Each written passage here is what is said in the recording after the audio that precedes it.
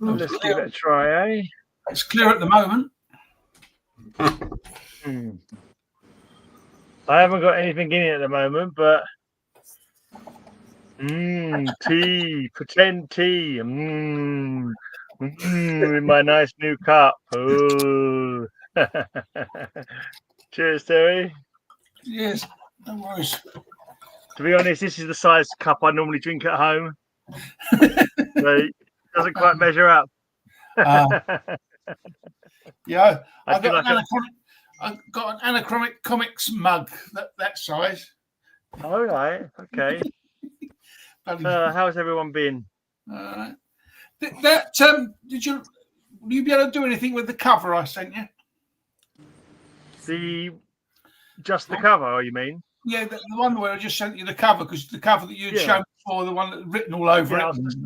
I just stuck it in the bag. In the bag, so from the front you can see it without all the, without all the crump. That's what I thought. I've got to work out how to put these other missing panels in.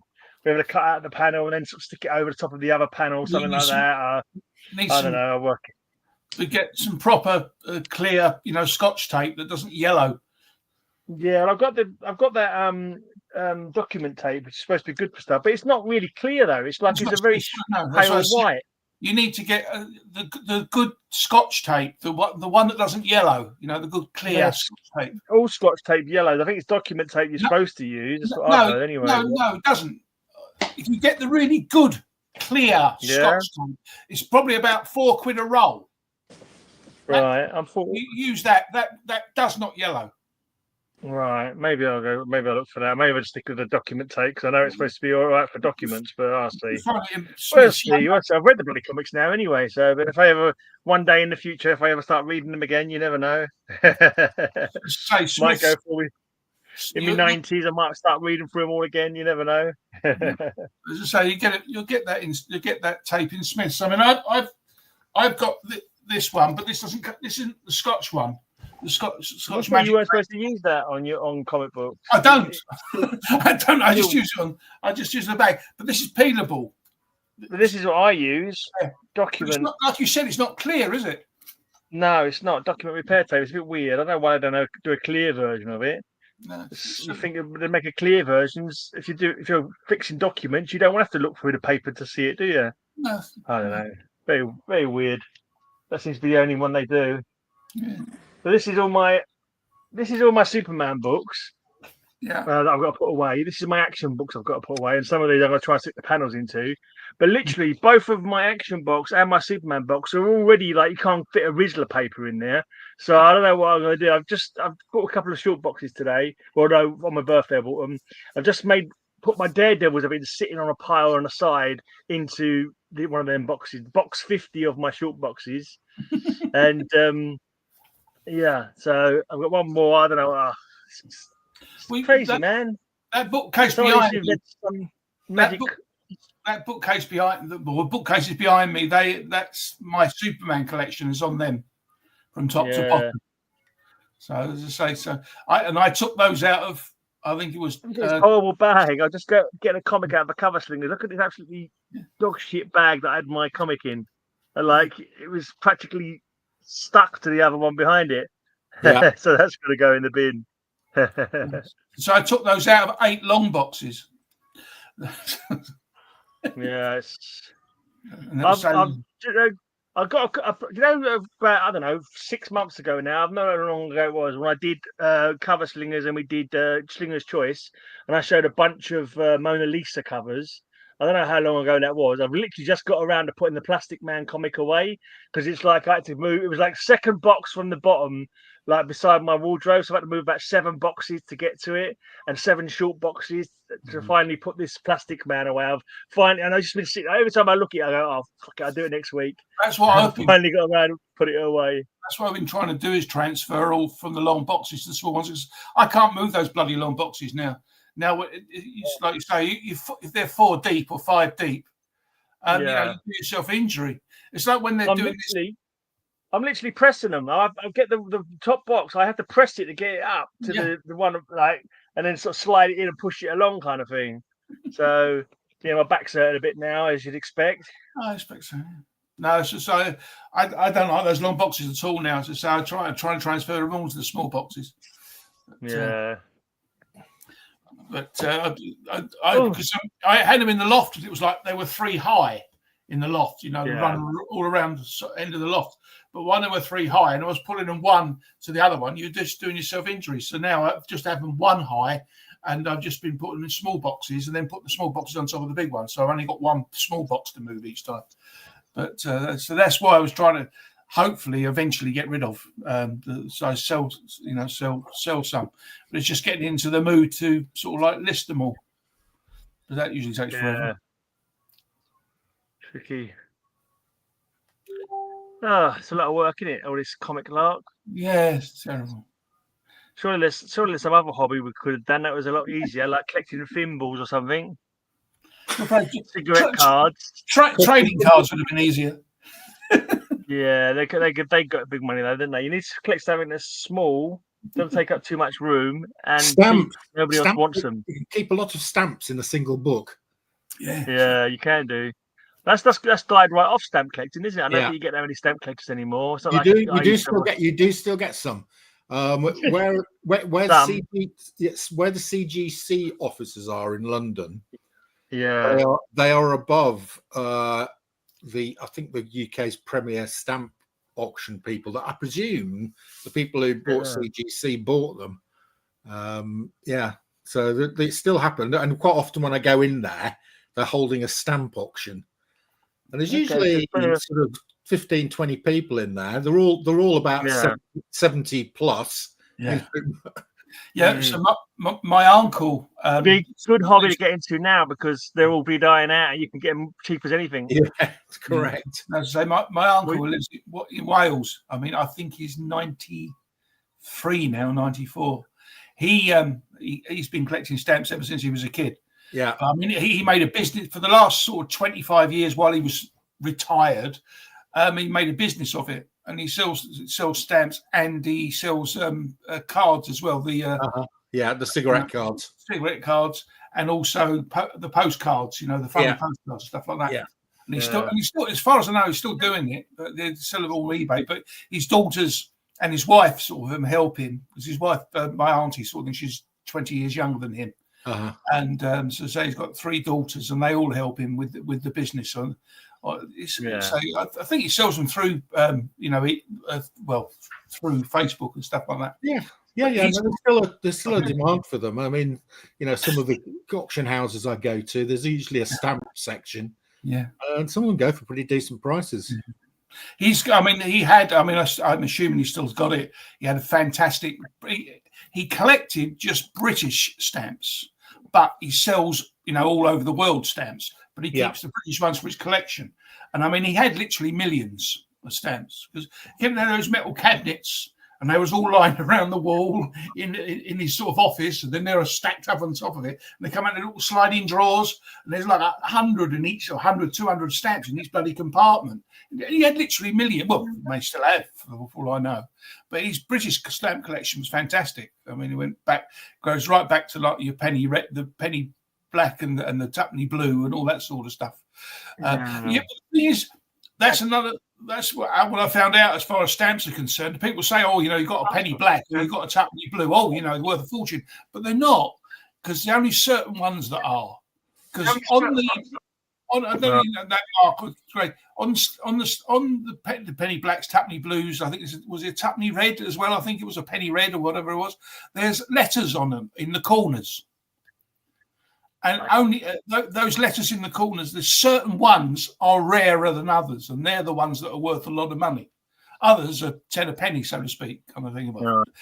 They're 10 for 10 quid now, probably. I just assume they're all worth a few bob. Because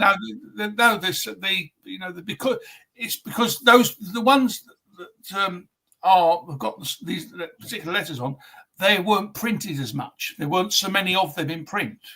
It's like with comics, isn't it? You get a first print and you get a second print and a third print. And sometimes the third print of a comic could be worth more than the first print because there's so few of them. It's a similar thing with stamps. So as I say, because you can pick up, I'm talking about years ago. About it. I mean, this is 30 years ago when he was talking to me about it. But you can pick up sort of like penny blacks or tuppenny blues and something else for quite cheap money. It's only certain ones that people look out for that are, worth the money. I'm just looking on eBay. The cheapest I'm not one sure on if they're eBay. stamps, but I'm a big fan of Threepenny Bits. Yeah, well, aren't we all? Is that the slang or the money? I'll leave that for you. nothing better than the Lovely, brassy lovely bit as a.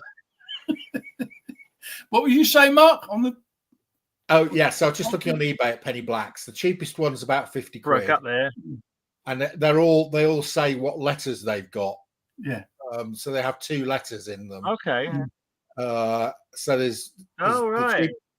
Yeah. I just assume they're a big wedge, like expensive penny black here. There's one at £275. So yes, you're right, Terry. They're all very different depending on what letters they've got on them. Yeah. But they're still, the cheapest one on there is 50 quid. So I know there's one at 31 or 32. Oh, that's right. That's auction. Yeah. So they're still worth. They're worth. Oh more yeah. Certainly, yeah. As I say, but I think the tuppenny blues were supposed to be worth more than the penny black because it's rarer. Yes. So, here's a tuppenny blue. Yeah, yes, they are more expensive. They're all around 250 quid. Yeah. As I said, I mean, when I was talking with my uncle, it was like 30 odd years ago, I was talking to him about it. So it proves its point. He knew what he was talking about.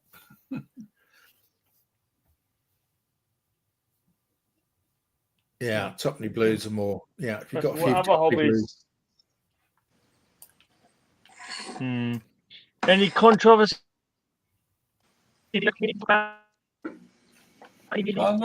Grab bags, whatever they're bloody called. What, Batman? What are you talking about? The Batman #1? You're breaking up, mate. Gone here now. I don't know. There was a bag. There was giving out bags of. You had to buy a bag. Was that Batman #1? The Batman #1, yeah, they came to say they were all foil covers, but there's certain ones that there's only a few of them in certain ones, because if you get the gold one, it can be worth a lot. I mean, it's sitting on what's it at the moment? On eBay. Certain ones are going for 40, 50, 100 £100 or whatever the case may be. I haven't seen the gold one advertised on there yet, but I don't think there was that many of them. I actually got a couple. Probably buying them for $1 each, probably.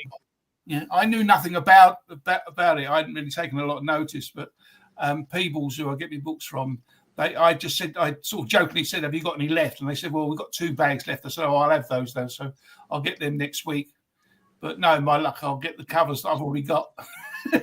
So it'll make a lot of difference. Because I got the Art Germ cover and the Delotto cover anyway, because I like them. So and they're I mean, I have to say, I think they're a complete rip-off. It's it's a form of gambling, isn't it? So the on the Whatnot, on the UK Whatnot, they did a UK exclusive Battle Beast blind bag. That was ridiculous, wasn't it? Oh, absolutely crazy. You got 2 comics inside it. And when they first started doing it last Friday, the first few went for over 90 quid. So that's £45 for a modern comic. And I guarantee you, the majority of those you'll be struggling to sell them for £5 in 3 months' time. Yeah. And it's a complete rip-off. And I mean, when they brought out those first beast bags, they were cover price. The actual bags were cover price, so that wasn't too bad. These foil covers ones, they were $7.99, so that was $2 more than they would be. So they were charging $2 more than the cover price already for them. But at least with those Battle Beast ones originally, they were just charging a cover price. So if you just got the normal cover, well, you weren't paying any more for it. That's fine. I haven't got a problem with that. It's it's the exploiting the FOMO that people have. Right. So because the UK ones were a bit more there weren't as many of them because it was just for the UK market. Yeah. And then some went to Canada. So quite a few of the comics in there were limited to 1,000. Yeah. They did things like you had to have a minimum of 1,000 printed, so they wanted them rarer than that. So they destroyed 650, so that one of them was then limited to 350. Oh, Christ. That was it. Peter, Triple G. He's brought 100. He's brought 100 of something or other. Some other bag from some other company. The blind bags. He's bought 100 of the bloody things. Why? Well, he actually said that himself.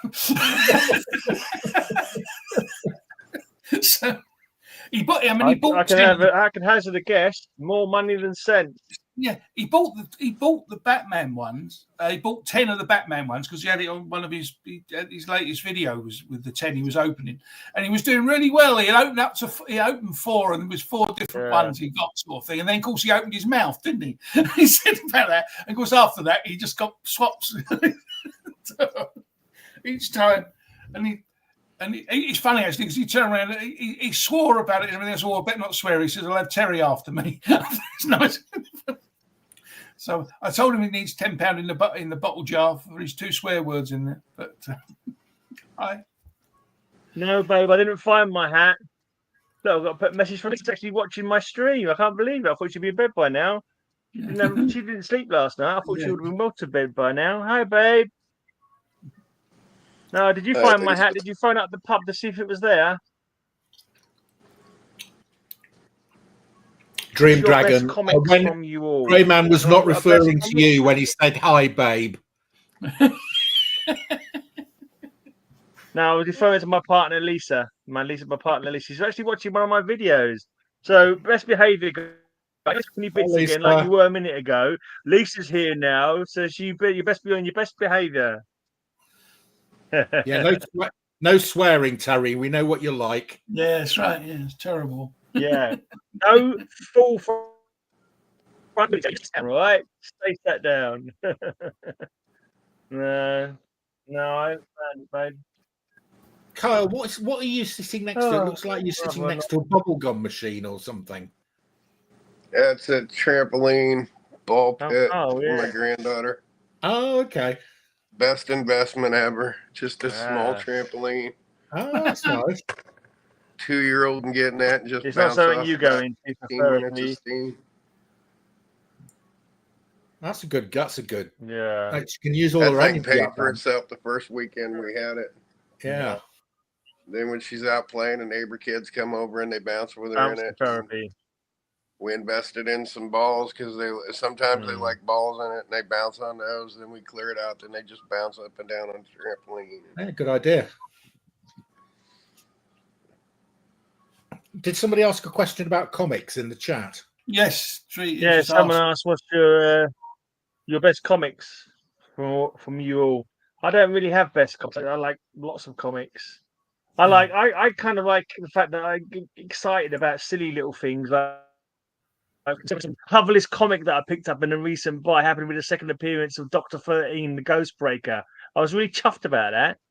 I was like, it's a Dr. 13! Because I kind of wanted his first appearance. I thought to myself ages ago, I wouldn't mind getting his first appearance. And then how old he was.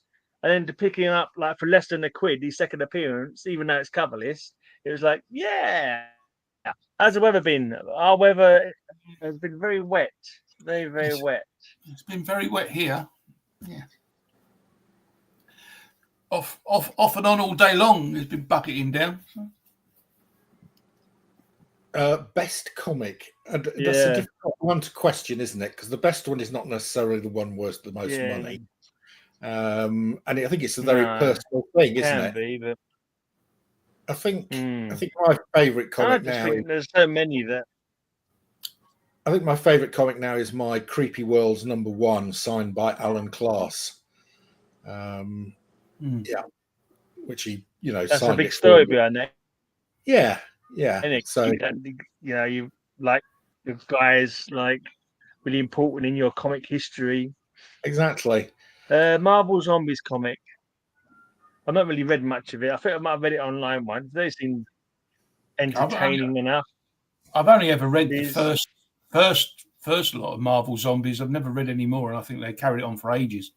But I only ever read the first. I think it was the first 6-issue miniseries. Yeah. That's the world's thing. As long as it's not like in main continuity. I haven't read them, but I do like the covers of series 2. You guys wouldn't have a clue where Marvel Zombies first started, would you? It started in Fantastic Four. Which one? Yeah, I think I heard that. 22 or 3? 22 or 3, Kyle? Yeah, it's Ultimate Fantastic Four. 23 to 25. All right. There you go. So my best having comic fun looking for my reading pile.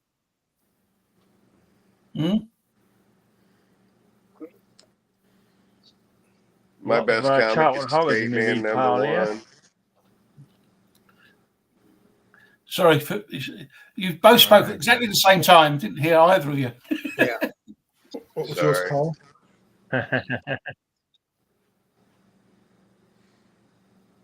Kyle, what's yours? My best comic, Escape Man #1. Escape Man #1. Good choice. Escape Man #1. My God. Where's that from? Now you know you're trolling us. It's Neil Adams cover. It's Pacific Comics, I think. Ah. Have you got a favourite comic, Terry? My favourite comic cover has always been Detective 457. One with the face inside the head thing. Yeah, and the Action Comics Night. And the Action Comics 1000 that I had, sketch covered that I had the homage to that, done by Ian. I suppose really but realistically, my favourite is, because of personal reasons, is the fact that who gave it to me. Rob, the guy that gave me Superman Volume 110, the one with the ant on the front and thing. That's probably my favourite because of the way that it was given to me. So it was sort of as a personal thing. Also, it was the catalyst that caused me to collect, then to fill in all the gaps between 110 and the present day. Yeah. I had a lot of them. I didn't go. I wasn't. There's was it? I can't remember now what's it number is now. I think it's on about 840. Superman, about issue 840. So I've got every issue. Well, actually, I've got every issue now from 108 to 840 or whatever it is. But 110 will be my favourite because. Of the way that it came into my possession. So, also Rob's not doing very well illness-wise at the moment, and being he's the same age as I am. Well, he's 4 days older. But it's the guys that get the comic book talking about.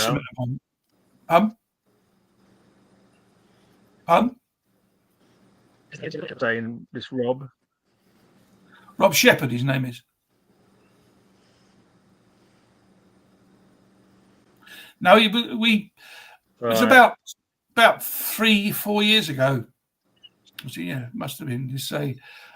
He was advertising on Facebook, some comics on Facebook, and I just sent him a message asking him what the condition was of these, and we sort of was backwards and forwards, talking about different things, and we just got into a conversation on Facebook, in private, and was clicking away, and we was talking for hours, literally hours. And it got to the stage where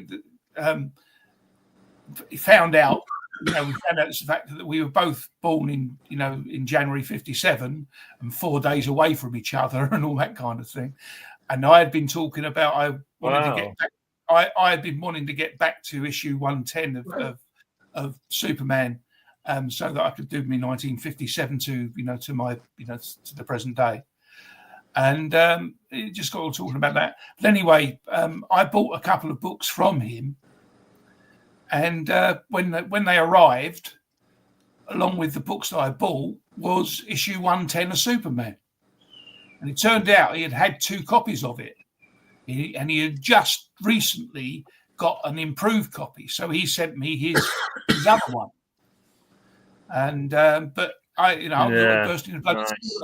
When I got it, I almost burst into bloody tears over it, because I mean, it wasn't a cheap. I mean, that's not, even though it's a Superman. Superman obviously doesn't go for the sort of money Batman does. No, but it's still, go for a fair few bob sort of thing. And literally given it to me. Yeah.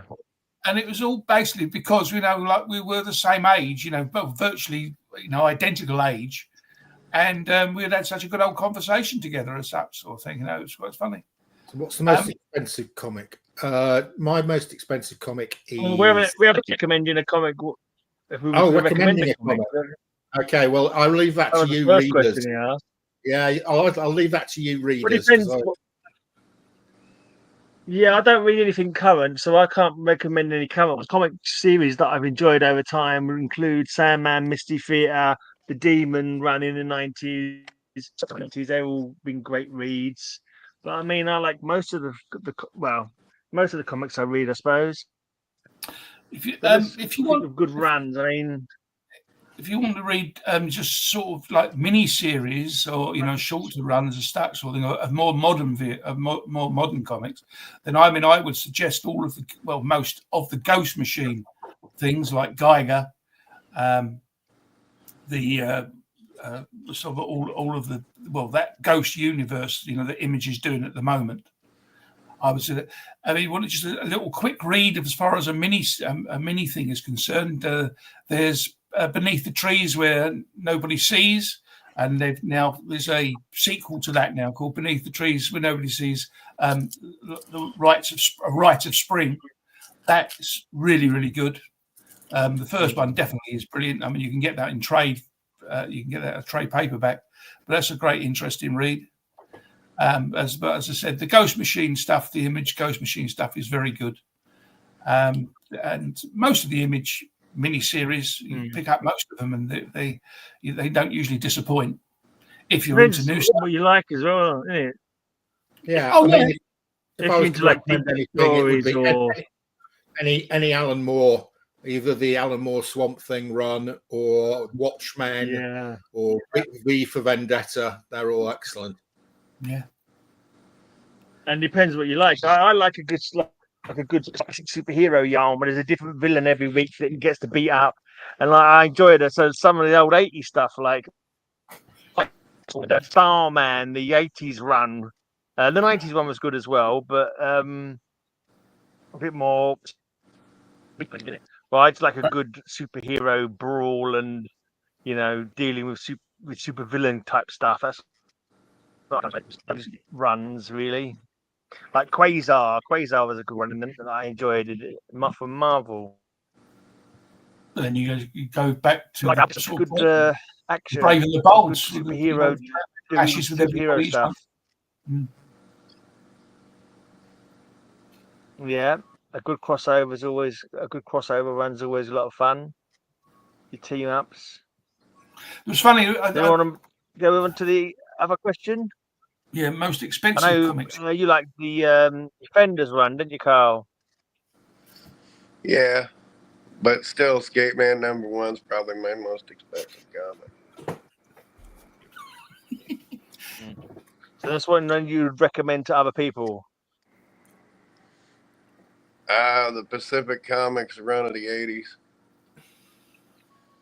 Like 30 different series, different artists to look at, different stories, different types, genre, intro and stuff like that.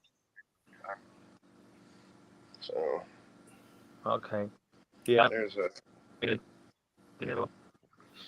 But anyway, does anyone want to mention what their most expensive comic is? Well, the most expensive one mine would be Vampirella #1. As I say, probably the most expensive ones I've got. Yeah, the two that is mine is Action Comics 242 and Action Comics 252. So first Brainiac and the first Supergirl. Is that Supergirl?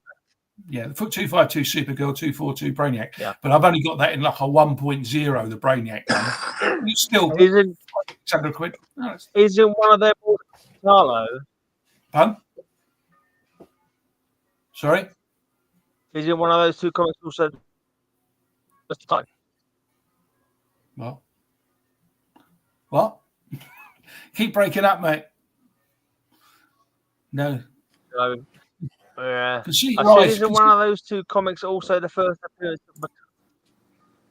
Can you still not hear me? Yeah, Supergirl's also the first appearance of Metallo. He's also the last appearance of Metallo as well, because he dies in it. Yeah, but he comes back now, doesn't he? He comes back. Yeah, but it's not the same person. Different Metallo, yeah. Metallo, but it's the same person. Comes back in issue 361. But it's to say, right. They obviously he was popular enough. I mean, he appeared. No, wait, I'm not thinking of Metallo. I'm thinking of Parasite. Silly sod. Parasite died on his first appearance, didn't he? Yeah. Parasite is who I'm thinking of. Died on his first appearance. Well, so did Metallo. With a kryptonite heart, for God's sake. Yeah. No, but say Metallo died. Say in issue, he was born or he appeared first in 252 and died. The second Metallo that did come back years later was a different person. It was his brother. Isn't there also a robot called Metallo that appeared before? That they did that with Superman when they rebooted Superman, and Superman Volume 1, Number 1 was Metallo. It was a robot, wasn't it? But I mean, prior in the Silver Age, there's one where he's I think it's a Superboy one where he's like I know what you mean. The planet, the robot on that is called Metallo as well. Yeah, that's right. Yeah, was it Superboy 86 or something, isn't it? Yeah, you're right. Is that technically that's prior to Metallo? Yeah, I'll probably turn it. So there's it's either a Superboy or Adventure Comics, because Adventure Comics have every bloody first appearance anyway, in majority of cases, apart from a few. I mean, the Action 276 was the first appearance of 6 of the Legion of Superheroes, so that makes that more expensive. But that was the first appearance of Brainiac 5 and Chameleon Boy, I think, and Lightless. Was it like? I can't remember who all 6 were. I think Tempest's most expensive comic is Double Number 1. I reckon. No, that wasn't that expensive, to be honest with you.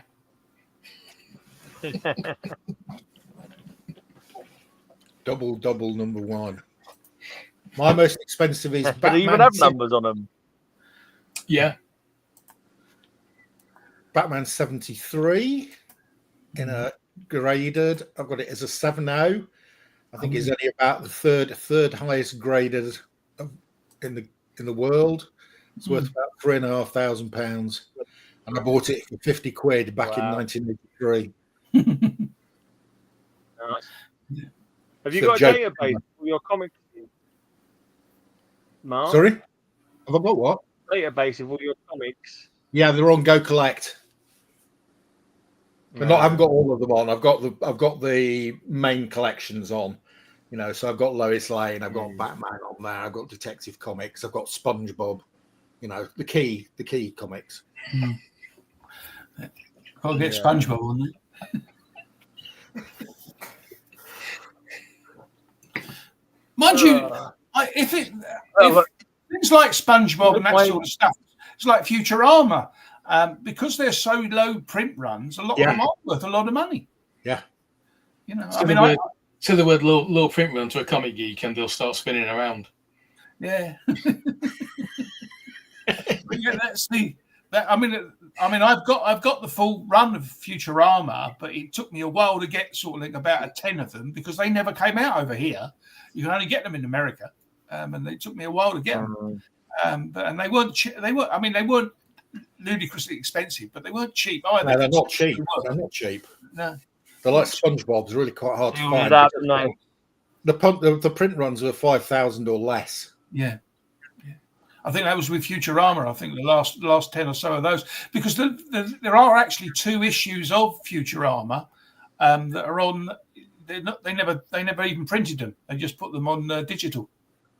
So I think the last issue was 81, but there is an 82 and 83 digital. They did the same thing with not then. DC did the similar thing with Supergirl. Not this last volume, volume 8, the last volume 7, the last 2 issues of that, they put that just on digital, but they did put them eventually into a trade paperback along with the 8 other issues. But they did that with that, and they did it with Mr. The Terrifics as well. They did the last issue of that went on digital, so you had to buy the whole bloody trade book just to get that one issue. And of course, they made it a double-sized trade, didn't they? So you were spending about 25 quid just to get one story, so that you could actually have the complete, of them. But don't know why they did it like that, really. But if it wasn't selling, then why bother doing it at all? Well, because you've already paid for the artwork. Yeah, true, I suppose. Yeah. Well, I mean, that was the funny thing in the actual trade paperback. There's all the variant covers for those 2 issues as well for the Supergirl one. So there was about 8 covers. There was 4 covers of each. But I thought, if a comic's not selling that well, why are there so many variant covers? It doesn't make any sense. Pay people money to make variant covers of a book that's not selling. Strange. But there you go. Yeah, you see, another great thing about SpongeBob, no variant covers. Only ever one cover. Makes it a lot easier. Yeah. That was the same. Yeah, same with Futurama, thankfully. Yeah. Oh, actually, I think there was a second print of the number 1. And I think it's got a different colour background, but I've never, ever seen it. Hey, TM. How you doing, buddy? Oh, TM Newby. Oh. So nice. Yeah, this show is so cutting edge and hip that we had one of the Bongo Comics original bullpenners on here 4 different times, including on the very first show. Yeah. Because we're hip and we're cool. How you been, Travis? I see they've the woman saying the wrong things in DC, and they've cancelled DC cancelled Red Hood 1. The comic book that this woman wrote that said the bad things about the person that died a little while ago or got shot yesterday. And I looked on eBay to see, because the issue 1 had actually come out. But DC have offered, they're actually paying people to take it back, as well as obviously cancelling 2 and 3 and paying the comic shop the money for. But number 1 already on eBay is going for 50, 60 quid. Yeah, that'll artificially drive that price up huge. Yeah. Oh, yeah. Just like that Alan Moore recalled Superman story. Anything like that usually end up on eBay, don't they? Yeah. Because they're supposed to have called them back from the shops, but obviously they've already sold some of them. So, I know what you were saying, because I was watching Triple G's video earlier on when he was opening his blind bags. Is there 100 different covers for that Universal Monsters thing, or has he just gone absolutely insane and bought 100 blind bags for? Yeah, I couldn't remember which one it was he bought 100 of. I'm assuming there are. I don't know. I mean, 100 different covers. I don't know whether there is 100 different covers, but I mean, that's a bit excessive. I mean, I think Dynamite have gone up to about 40 or 50 different covers, haven't they? Yeah, I've noticed a lot of theirs is. I think that the most covers is Amazing Spider-Man 666, isn't it? That's got over 200. What? Yeah. It's got over 200 variant covers. 200 variant covers? Over 200, yeah. I think it's about 240 odd. So if you're a poor old Amazing Spider-Man collector, you've got to buy 200 of the same comic. Got to get them all, Mark. Got to get them all. I think it's Amazing Spider-Man 666. It's some ridiculous amount, because it's not just Marvel. I mean, it's every bloody comic shop in America have had their own cover done. Oh yeah, no. Detective Comics 1000 had about 30 different covers. Oh, I think it was more than that. I mean, DC brought out about 20 of them. Well, I've got about 14. That promotion they did with the own comic shops can, cut and paste their comic shop being stepped on by Godzilla and stuff. That was really cool. I mean, I don't even consider those variants. That's just a fanboy thing where, hey, we can print so many if you order this many. And, it was a novelty thing, but it's not a variant because of a different artist. That kind of thing sounds like a good idea, though. If you like, where your shop's getting crushed by Godzilla, I can see that being an interesting thing for if you're but some of the UK I'd hate to be someone trying to collect all of them. It's quite a pricey thing to do.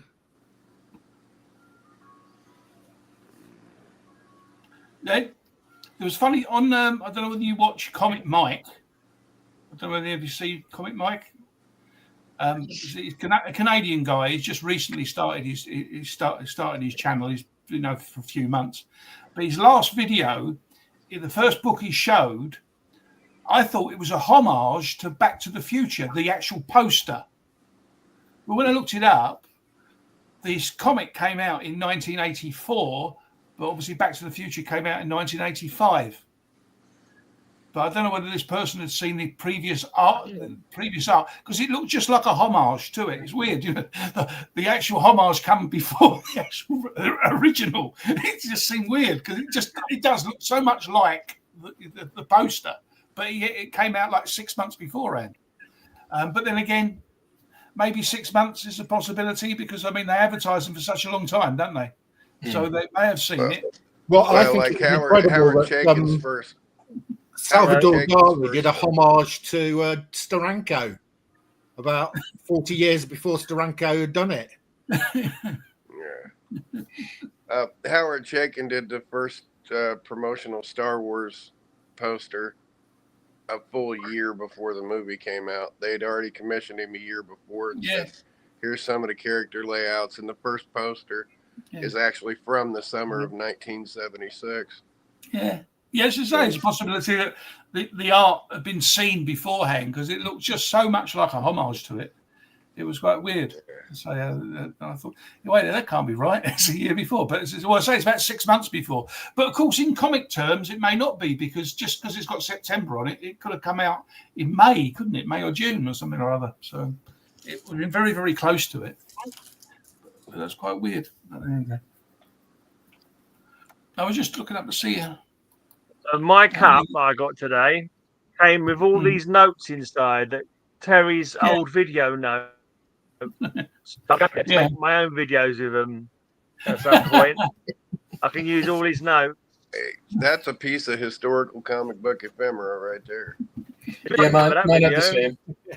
That should immediately go on eBay for about 500 quid. An original Deadman video to it. Yeah. It's a good thing Mark stopped doing his little thing where he was sending people pagefuls of my poetry. Oh yeah, that was in good. With their comics.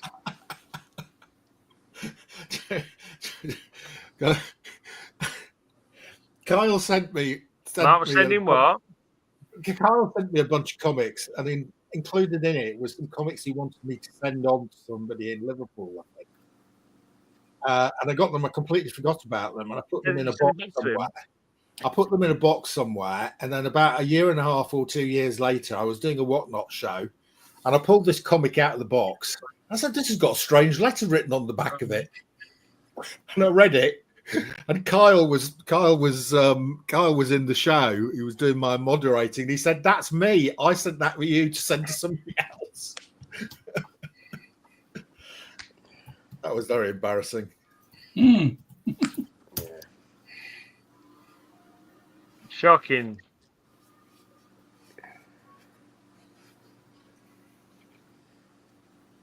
I bet that's what happened to all the comics Bill sent me.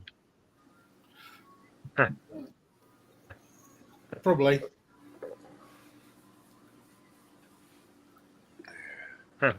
And now we can't even mail back and forth.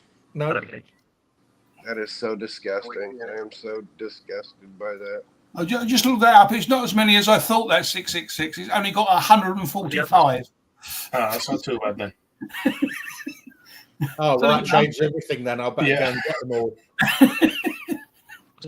I saw it blind. Somebody told me it was over 200 at some time or other. I just I entertained the thought of being a completionist when I was a child because I thought, well, I'd love to own every single comic book ever published. And then my brain finished forming, and I'm like, well, I'm not going to do that. You know, now why in the world would I try and do every variant cover of the same book? I don't think even between us we could get. Say that again. Well, you'd have to start off with about 5,600 copies of the Beano, wouldn't you? Yeah. I did have a goal at one point to have at least one comic book. Nearly 6,000. I was just thinking of the American comics. No, yeah, say, but you start talking about British comics. You've got nearly 6,000 of Commando to get. Yeah. There's all this paper, Terry. Look, you got a back. You got a back of the paper you could have used. Yeah, I know.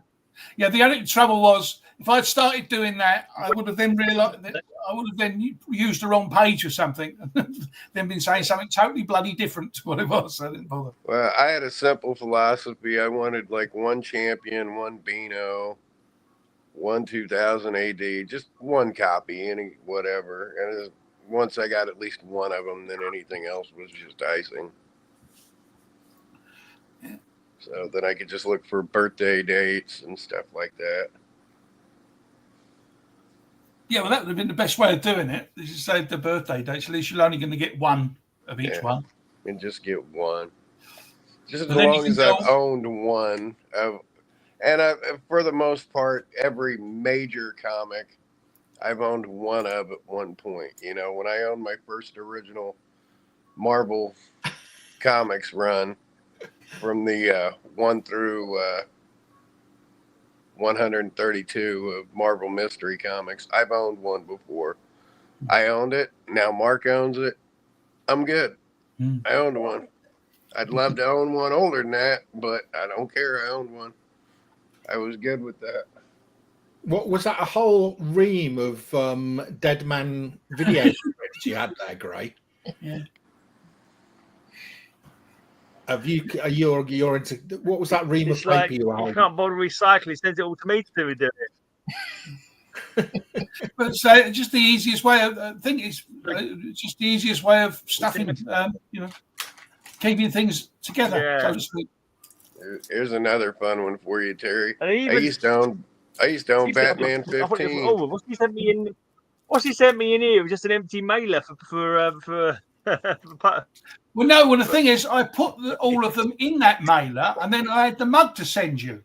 So, and you got. So I had to get a bigger box. Great packing material. Yeah. But yeah, I used to own Batman 15. I was like, well, I own Batman 15. Now I'm just gonna ship it off to Mark. So there's I've just ordered it actually. October, isn't it? Batman 47, I think it is. They're doing a facsimile of it. It's the one where Batman retells his origin. It's the first time he finds out who his parents' killer is, or the name of the parents' killer. I think it's 47. They're doing a facsimile of it. I'm surprised actually they haven't begun doing facsimiles from number one on. Ages ago. So Dirk Bogart. Don't know. It's a romance comic. Yeah.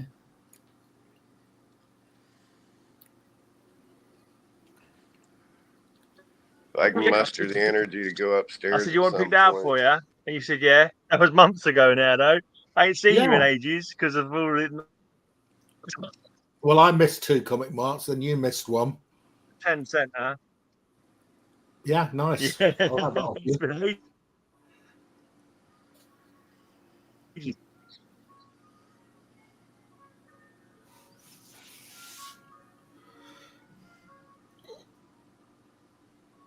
I think my brother sent me a chocolate bar for my birthday. It's like, you do know I'm like pre-diabetic. Kill me or something. I just keep thinking your birthday's the same as my son's. You're off by a couple days, and I keep thinking, well, I'm going to tell him on the right day, happy birthday. 3 years running, I do it every time. I squeeze in a happy birthday the day before we're on, but my heart is always, hey, I'm going to know on this day, and it's still not the right day. Yeah, that's another thing I was saying about with dates on comics. I mean, once upon a time, all the dates were on them, weren't they? And so they used to do it like 2 months before, so they was on the shelves longer. Yeah. But now Marvel don't put the date anymore on the comic itself. So why do they still on the inside put 2 months date? I don't see the point. I don't see the point now because nobody's looking at the cover, are they? Do you want to know the history of that, Terry? Well, I'm assuming to say that they wanted to sell them. I mean, they wanted them on the shelf longer. But now it don't make any difference because there are no cover. It's called a pull date. Mm. You have them on the shelf until that date, and then you pull them off. Yeah. So that's a pull date. So you get them in December. If they're still there in February, where it says February, that's a reminder that says February. Take these off your shelf and tear off the thing and send it back. Yeah. But I mean, now they say the dates are on the inside. And most of the other comic companies, the dates that are on the inside are the dates that it actually is. They aren't the 2 month thing. I mean, was one of them, I think it's Dark Horse, don't put a date on at all anyway. They put a year on. They put a year inside, in the indices. It's just a year. They never mention the month, I think, in Dark Horse. That whole system's phasing out. No, or a number sometimes. Or a number, indeed.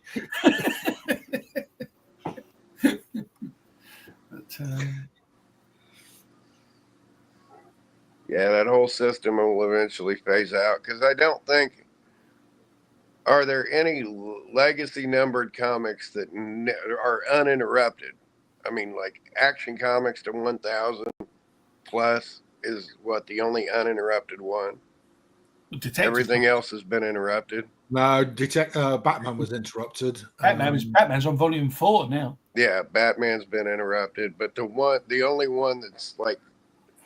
Well, no, I mean Action's been interrupted. No, Action's been interrupted because it had the new 52. I mean, the number stopped. And once they do that, they can adjust the indicia and they can phase that whole thing out. But I mean, they say they did that. And I mean, some of them have still got the legend on them. I mean, I always wondered they remembered Green Arrow 350, but they never remembered Catwoman 300, which surprised me, because they would have got a bloody sight more variant covers out of 300 of Catwoman than they did of Green Arrow at 350, didn't they? Yeah, well, that's true. Yeah. So, but they've never acknowledged that. But yeah, all that was done. They set it up so that they could track things and bill cycles and things like that and display cycles. I mean, the original Golden Age. I mean, the original Golden Age comics. I mean, they had volumes, didn't they? It was volume 1 to 12. Volume 1, number 1 to 12 was volume 1. I mean, some of the Golden Age stuff never started at number 1. They would quite often start. Amazing Fantasy, for instance, I think started on issue 7. Because they didn't think number 1 was a good thing. They thought, well, nobody will buy this because it's a new comic. Whereas if we start it makes it look as if we've had a good run of it. So quite often in the older comics, there's no number 1. Yeah. And then that numerical, that again, it's a tracking thing. Like the prime example of that's Walt Disney Comics and Stories. The first 8 years of that, they were done by year. So it was like volume 7, number 6, and things like that when they went monthly. And they could track that because standard comics were only mailed quarterly. Mm. They only did 4 a year. It was a big thing if your comic was 6 a year, and it was huge if your comic was 12 a year. But that's the old magazine format that they did here in the States. And then, of course, in Britain, you had the weekly. But in the States, they had the monthly magazines, and the old school guys from those magazines carried that into the comic book industry. the old pulps that I've got, the amazing fantasy science stuff, exactly as Kyle said, it's all it's a volume by a year, so you get 1934 volumes 1 to 12. Yeah, and then when you hit 1935, it starts again as volume 2, number 1 or whatever. That's like Hearst Publications versus what the other guy would do, and whoever lasted the longest in the industry was the one that. Yeah, I mean, I said Golden Age, but I mean in the older Silver Age, I mean the Detective Batman, they all had it with volume 1, volume 2, volume 12, volume 20, and usually the volume 20 is the 20th year, and this runs 12 issues or whatever it was, and then they changed the volume number. But then when all those guys died out, then it went to a newer thing, and then they went to different tracking things, and again it had nothing to do with the readership. It had nothing to do with the fans or anything like that. It was hey, we can track this by that and say, okay, in this timeline, issue 6 is coming out here, so that by the time issue 8 hits the shelf, we'll be getting back the returns on issue 6. And they just had a system in place where it's like, all right, this is what we got. This is what's out there. Well, it's like because with Action and Detective, you had the New 52 interrupted the numbers. Volume 1 of Detective Comics, for instance, is from number 1 to 881, I mean. And then it stopped. You had 52, New 52, which is classed as Volume 2. But when it went back to the normal number, when it went back to the 100 number, and again, I went back to the original numbering, which was 923 or whatever it was. 923 was the first one. They called in that volume 3 on the CLZ, even though really it still should be classed as the volume 1 because it's got the same numbers. So that interrupted. But on the CLZ, it's classed as volume 3. No, it's the same with Batman. So the New 52 is volume 2. Volume 2. It was volume 4 now. Now the new one's come out. That's Batman's volume 4. So here's a fun piece of history for you, Terry. I think I've talked about this a little before, but a lot of the East Coast distributors, when they had stuff mailed back, they'd work out deals where how can I maximize my money for this if I have a 30% return rate that I have to pay back out. They'd get them back and they'd pallet them, and then they'd sell them as shipping ballast. So you got your 10 cents that goes out, and you get paid your 10 cents, and you get your 2 cent nut off of that, and then they get returned, so you got to ship all that back, and then to counterbalance that, they'd fill these pallets full of them. And a lot of them you guys saw, they'd have the title page tore off, if not the entire front cover. And then they'd take all their coverless returns and the damaged ones or any returned books, and they'd turn them into shipping ballast going over to the UK. They'd get paid for shipping ballast, and then somebody in the UK would be like, hey, I'd like to have that pallet of comics. They'd double dip and say, all right, we'll give them to you for a penny a comic.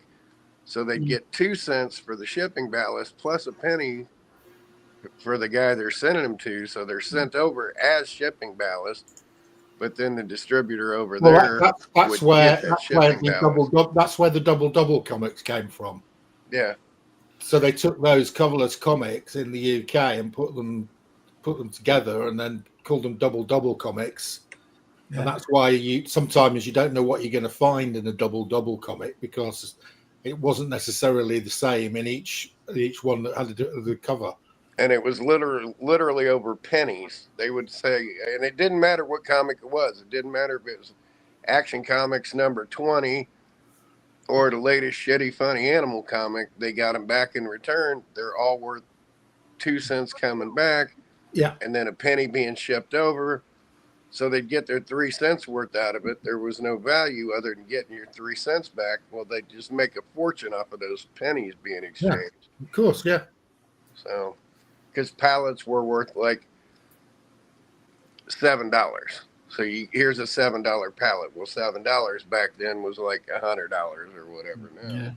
So they would think in terms of pallets, not what's on it, not what's going over. That's why you get these varying shipments. Well, why do we have, in this 2-year time span, why do we have this chunk of Charltons?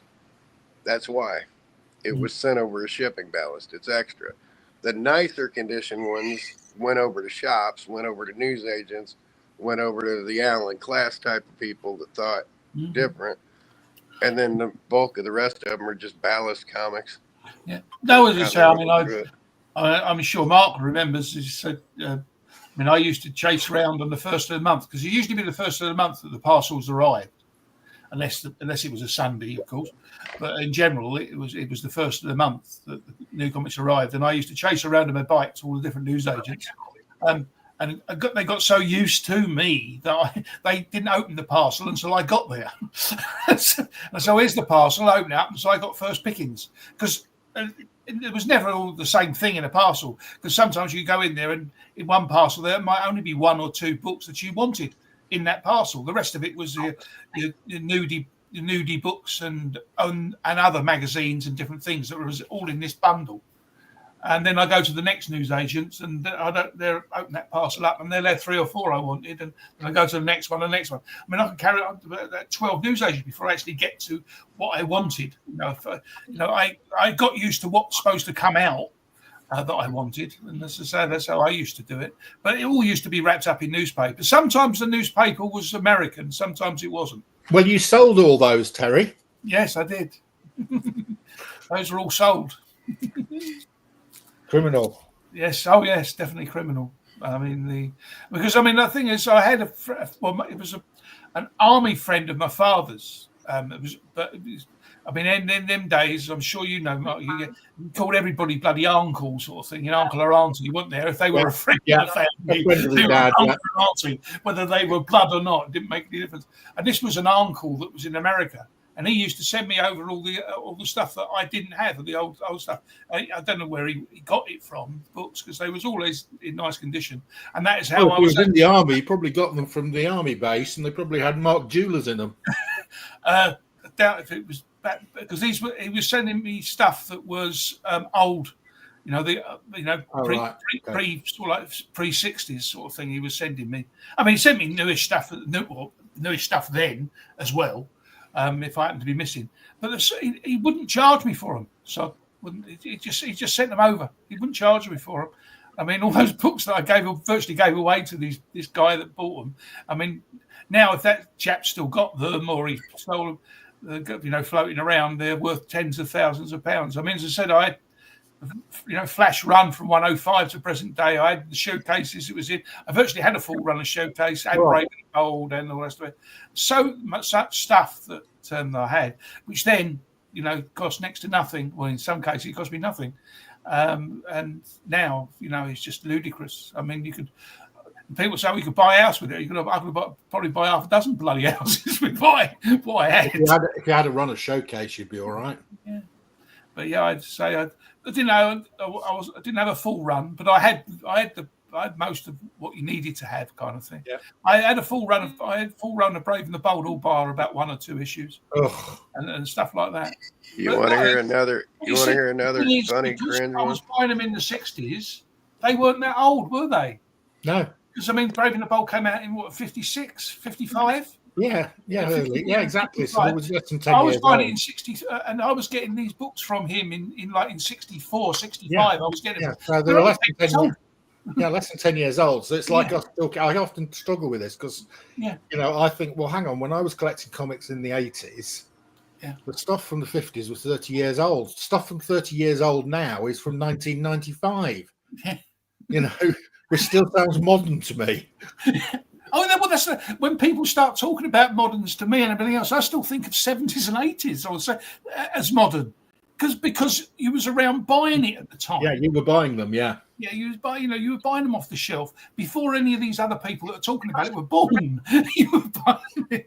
It's like when the old Peter on Triple G is always about being old. He's only 47 or he's 48. Yeah, he's only 48. So I've got 20 years on you. So, you're not old. If you're old, I'm fucking ancient. Terry, you want to hear another real stateside cringe? something else instead of just ballast comics in the 30s, the 20s, 30s, and 40s. The returned or the pulped comics that came back, a lot of them were sold as housing insulation. One of the last Action Comics ones that was discovered was in the wall of a house as partial insulation stuffing. Like for 20 years, that's how they made it. Nut was just selling it back so it could turn. There are probably 10,000 homes in the United States that are filled with Golden Age comic books in the walls. Well, it's like with Gray. He's got his Gray there. Has got and Tempest as well. Got my old. Rather than buying 100 mystery boxes, buy one house, smash the walls down. He's got my old scripts there. I mean, in 10,000 years, when he passes them through, they might be worth 2 or 3 pence. There you go. But yeah, that Action Comics one, that again, it was all intact, but it was chewed up. It was roach bitten and stuff like that. That's still $1 million comic book that was found in somebody's wall because it's complete. And it was found while they were tearing off drywall. Well, I mean, they paid. I mean, somebody paid something about $3,500 for the 10 cents, didn't they? Oh no, the number one rather. The number one on Action. Yeah, the number one. They paid something like that $3,500. Yeah. For the number one. They'd actually had it encased as well. Had it slabbed.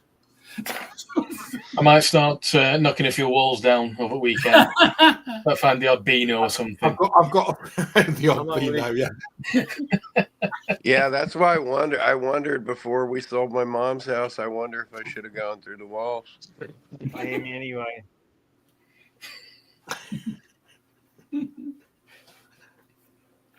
What did we not hear, Gray?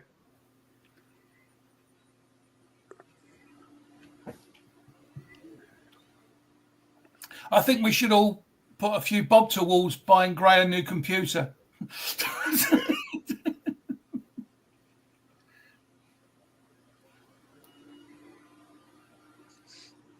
If it wasn't a fortune to ship it over, I'd ship him over one of our old ones, but I don't know if it'd work any better. Is it the computer, Gray, or is it, where you are?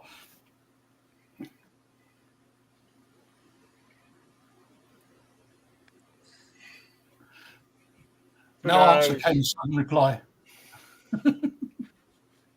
No, just another answer that wasn't heard.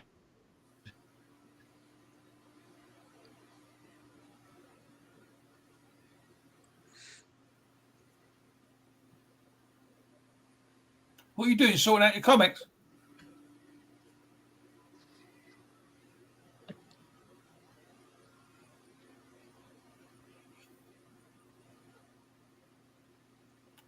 Earth to Grey.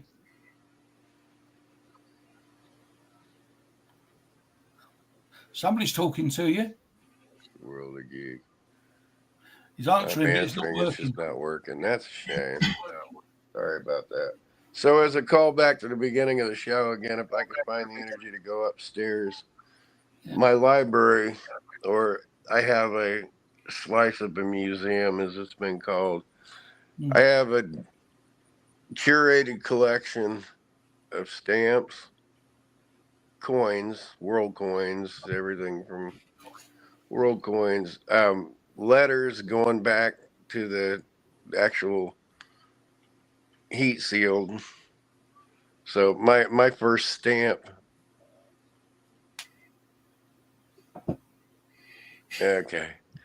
my first stamp is actually a heat seal from like 1861 or something. But I've got historical pieces, sports cards, the regular type, tobacco cards, entertainment tobacco cards. And now Mark disappeared. Where'd Mark go? I started talking and Mark ran away. My dad swapped his comic book collection for some stamps. Yeah. And then he swapped his stamps for a bike. So he lost his comic book collection, which was probably worth something. and he lost his stamp. Finally, he traded him for some magic beans. Yeah. I mean, he might as well have done. Did he trade him for some magic beans? How long did the bike last? Probably not that long, to be honest with you. You certainly not still got it anyway. Hey, man, how you been, brother? Yeah, where did Mark go? Didn't wave off, did he? I think he touched a button by accident, didn't realize maybe he just cut out, maybe. No. Or the missus came in giving him the what for it, and he went to mute, and he actually shut it off.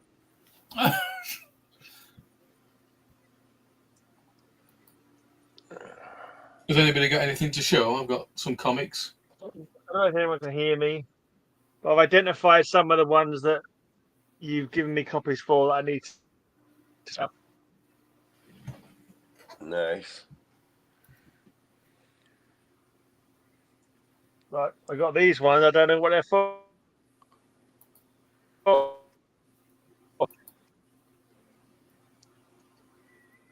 Is there not anything else to work out what issues they are?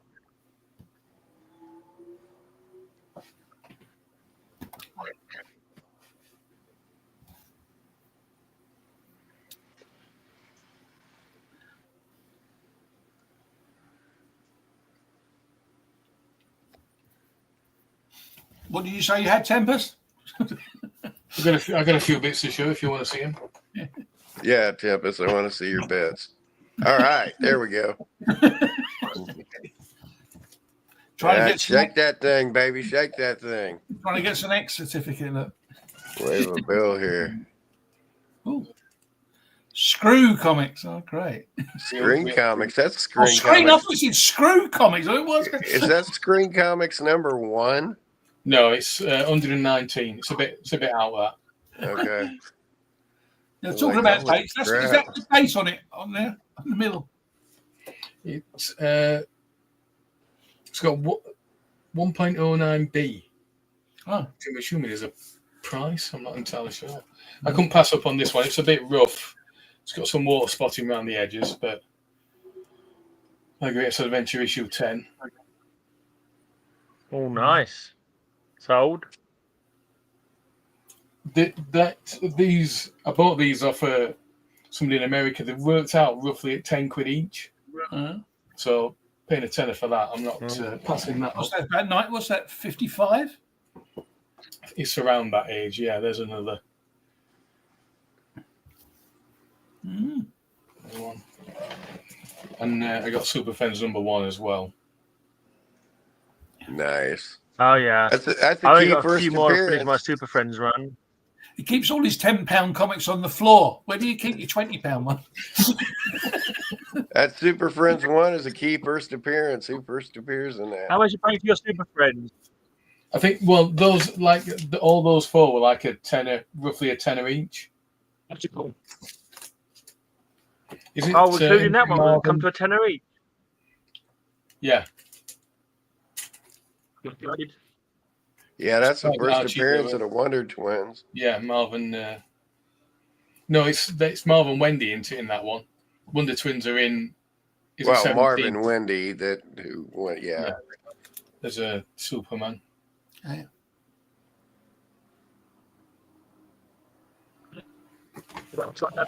What's the significance of Screen Comics? I literally just read that story today in a Bizarro annual. Yeah. There's no significance to it to me. I just like trying to pick them up when I can. Yeah, nice Golden Age comic for cheap. Don't mention Forbidden Love. That's I'd love to have some of those. Number 3. I only That's need a pricey book. I need number 2 now because then after issue 4 it changed the title changed a bit. Yeah. Oh yeah, that's that. Yeah, that's that Bizarro H12.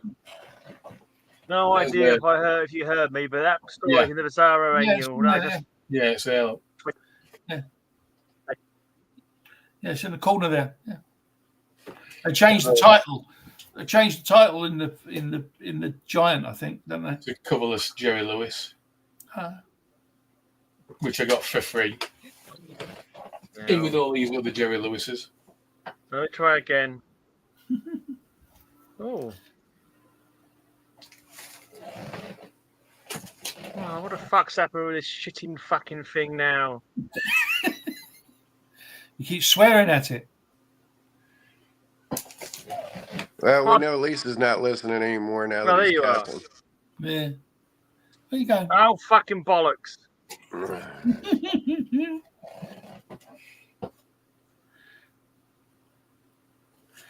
Are you trying to get down to the Dean Martin ones? Oh. I mean, a surprising amount of these Jerry Lewis ones, to be honest with you. It went up to about 140 or something, didn't it? What do we get on this show for those? Since the F.A.R.T.s are reserved for cover slingers. Well, at the moment, he can't even get Tempus into big. Oh, well. So I doubt there'll be any farts.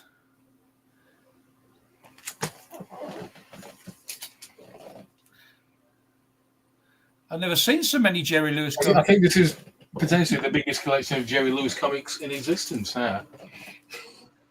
Why don't you pick them all up rather than doing your backing? I need some exercise. Oh. What's the significance of Jerry Lewis comics for one major artist? Neil Adams? Yep. That's a good guess. He got commissioned a couple issues to do that. This one I got separately. The one I do want to get, though, that is the one where he crossovers with Superman. Peter Porkchop. Yeah. Have you got that one, Tempus? The one where he crosses over with Superman? Yeah. Unfortunately, I gave my spare one to Greyman. There's four superhero crossovers, isn't there? Yeah. Yeah, so I didn't know that was when I was watching Comic Mike, because I didn't know. I knew the Superman one and I knew the Batman one, but I didn't realise Flash or Wonder Woman. Have you got all of the four? You've gone mute. You've gone mute. You're mute. All right. Yeah, because the Wonder Woman she's not in a classic Wonder Woman costume. No, that's because it's done just at the time when she was just dressed as she was Diana Prince rather than Wonder Woman. Yeah, but I never knew that existed, or the Flash one either. I looked them up on eBay, and funny enough, the Superman one's the cheapest. It's about 35 quid. Yeah. But the other one, the Batman one, they wanted in cat condition was about £70 or something ridiculous. So, and just think you can double your money selling those over to France. Yeah. Well, do they like Jerry Lewis? They worship Jerry Lewis. Jerry Lewis fans. Yeah. They actually built statues for him there. No, that's about. Just to be a completist as far as the Superman collection is concerned. Yeah. I'd like to get that one.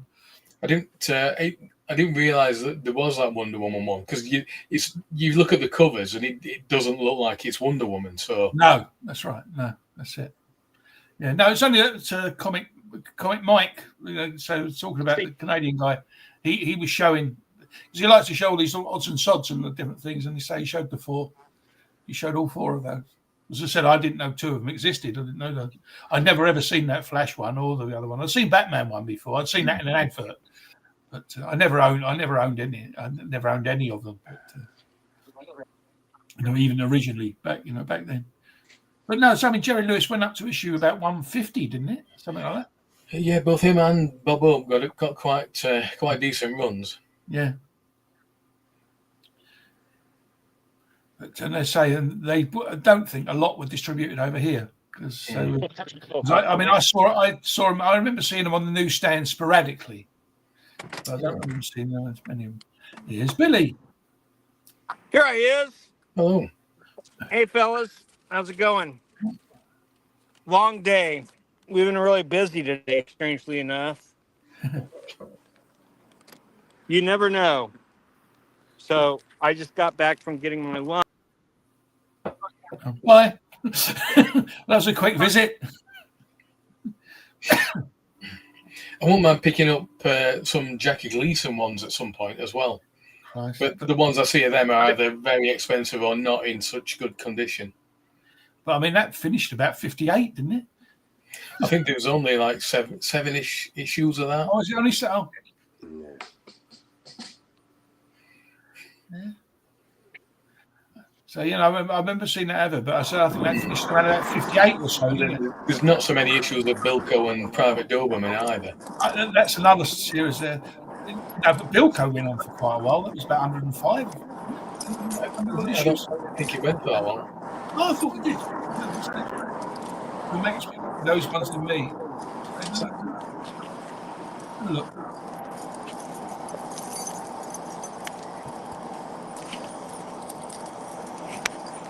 Can you hear me? Yeah, and sadly we can see you too. Yeah, it sucks, doesn't it? Oh, yeah. Oh, I'm sorry, Kyle. Had I not said fuck you to you yet? Oh, I apologize. Yeah, 18. That's my love language for Kyle. But, man, it's hot here today. Yeah, you're right. 18 issues. 1957 to 1960. What comic? Sergeant Bilko. Oh, yeah, Sergeant Bilko lasted a long time. That was a DC comic, right? No, that's what we were saying. It didn't. 1957 to 1960. Oh, wow. Who was it before that? No, I think after just read my 18, first didn't they UFO. change it to, didn't they change it to Bilko and the other? And then, There's Private Doberman in there. Is the next. Yeah. Photo, but there weren't that many issues of Private Doberman either. I mean. Right. And what cartoon animated series was created by Bilko? Bilko, that was oh Christ. Top Cat. Top Cat, yeah, that's right, yeah. Yeah. And, I love and Top Cat. everybody except for Silvers did their voices from the TV series. Yeah. Yeah, Doberman was He's Benny the top. the Ball. He's the tip. He's the championship. He's the most tip top. Top Cat. Top Cat. Yep. Yeah, and over here they changed it for a while to Boss Cat. Boss Cat, yeah. Do you know Boss why, Cat? Bill? Yeah, but do you know why?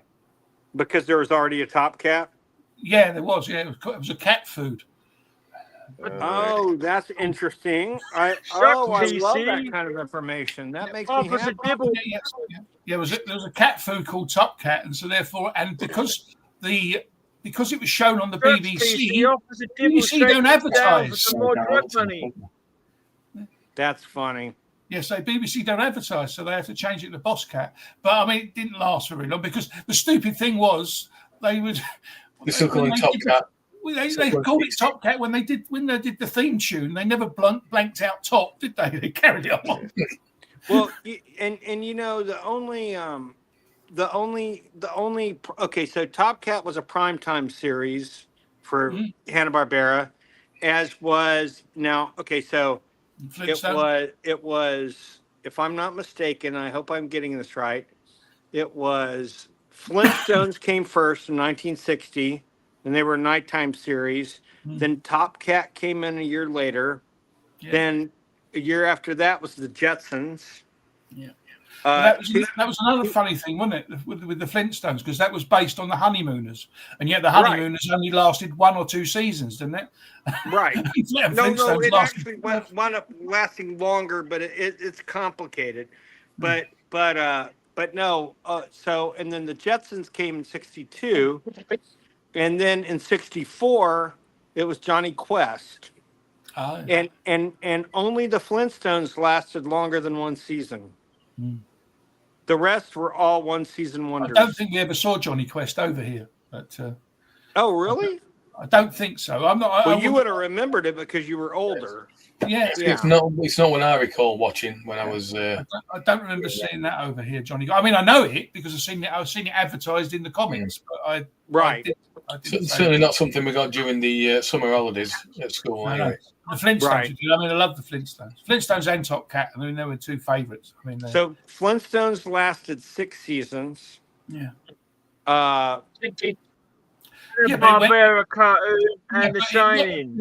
It's split off into so many different things, though. The Flintstones, doesn't it? Well, kind of.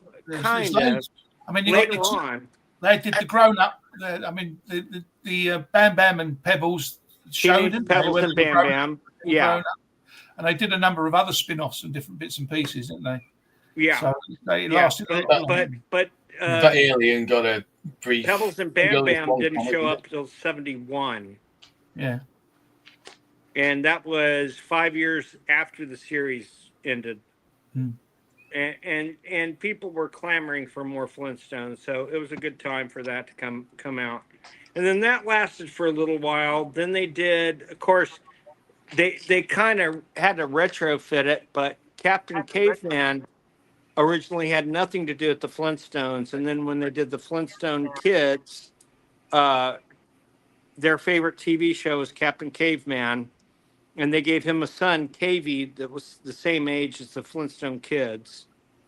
And so I know it's confusing as hell. But the caveman, the Captain Caveman drawing, I mean, he ended up looking very much like one of the characters in the Wacky Races. Wacky Races, you're right. The Slag Brothers. Yes. Yeah. It's kind of scary that we know all this shit off the top of our heads. I'm just going to say it out loud. I tell you what really pissed me off actually was when I went over to America. I went over with my son-in-law, and there was a Flintstones box set, and it was made that the actual box set itself was a replica of their home. Oh wow, that's awesome! And it was orange and all that, but it was red. And I mean, obviously the discs were in the back of it and everything else. And it had everything in there from the very the pilot episode, which never ever saw air, and all the rest of it because it was different drawings, different voices, and all sorts. And a really great set. And I took it to the thing. I was going to buy it. And then my son-in-law turned around to me and said, "You won't be able to get that on the bloody plane because they'll tax you through the bleeding roof for it." And he said they won't let you have it. And then the woman that I was going to bought it from, she says, "No, you won't get that on the plane." I thought, well, that's bloody stupid. So I never ever got it. And it's not so. So it really annoyed me because I would have loved the damn thing, sort of thing. But no, you couldn't. And I've never seen it. I've never ever seen it sold. Huh? It was PAL. I can't remember what it was. There was some restriction. Well, I mean, it wasn't PAL. You guys are PAL over there, right? Yeah, there was some restriction about it. Oh, it was your you weren't one. We're one over here. You guys are two over there, or something like that. Some weird. Oh no, that. I mean, I've got an American DVD player. You do. Oh, that's very cool. Like that was a silly thing. A few years ago, I got a DVD set. Well, it was up there, when I displays of Homicide: Life on the Street. Oh yeah, we talked about. Have we talked? We talked about that, right? I love that series. Yeah, but I bought the 7 box set, but it was the American. It was the the Region 1, and I had to buy that. So obviously to watch it, I needed a Region 1 player, and I looked up on American Amazon, and I got an American DVD player for $50. Wow! Posted. And then I had to buy a transformer because obviously I got to change the electric because obviously you're on 220 and you're on DC and we're on AC. Right. So I had to get a transformer. The transformer cost nearly as much as the bloody DVD player. But I got that. When you bought it, when you bought the transformer, was it a car or a robot? I can't remember. No, it was just a normal. That's a joke. Come on, transformer. Was it a car or a robot? Yeah. I'm not a transformer. Steve, come on. Yes, I know, but laugh I'm at me, Stevie. Fan, sorry, yeah. Steve didn't even think that was funny. I thought that was hilarious. Well done, Bill. Got me.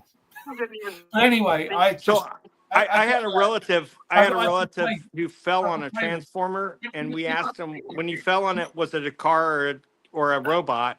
And he didn't know what the hell we were talking. He thought we were crazy. We are crazy, but I always have to make a car or robot joke. I apologize.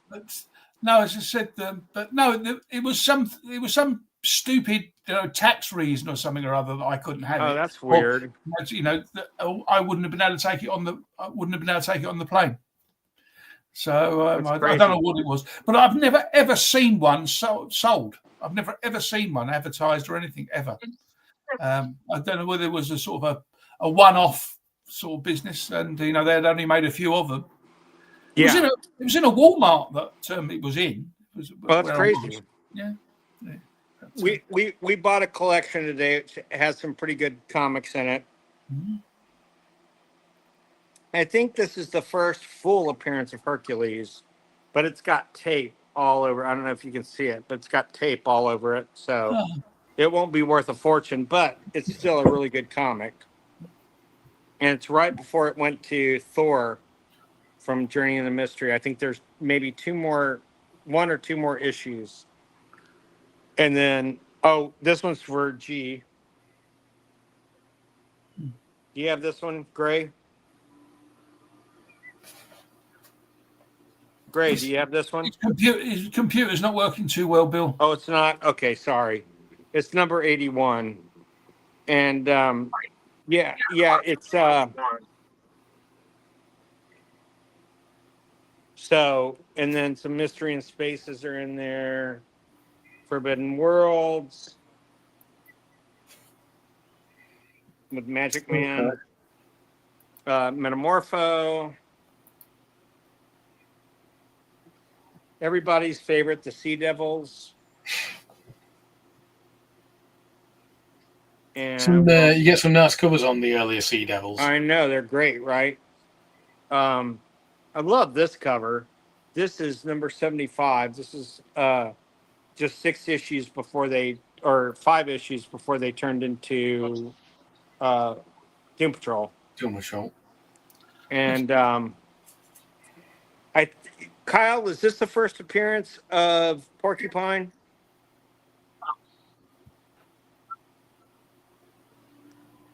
It looks like it. Okay. Very much it looks like it. And then whose first appearance is this? High Evolutionary. You got it. A lot of Thors in here. Also some early JLA stuff and who is it? This is a good one.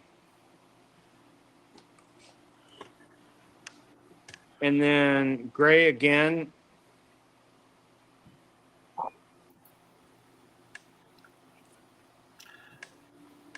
More Thor. I'll be back in a second. Okay, buddy boy. And then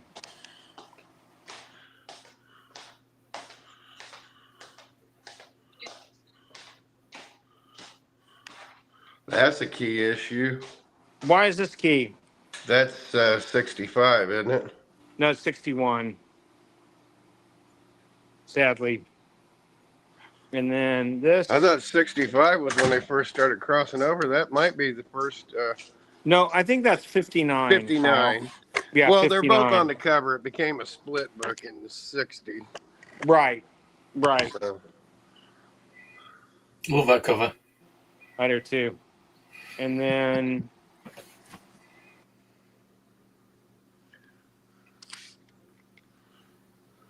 And we got a good deal on the set. So. And then we bought a bunch of albums today also. But now all I have to do is bag and board for the next 2 days. Not fun. Not fun at all. I hate bagging and boarding. I don't know about you fellas, but here's one more. But Absolute classic. it is. Gene Colan. And I've got more over here too, but some of them are really duds. But it's funny. We never know what we're gonna get here. Let me see what else we have real quick while you have me big. We got a bunch of the pop-up books. Oh, nice. And the Star Wars one. Who comes from pop-up? Huh? Who comes from pop-up? Oh, Mr. or the Impossible Man. The Impossible Man. And we got a couple other good books. We got this. I'm sure you guys probably all have copies of this.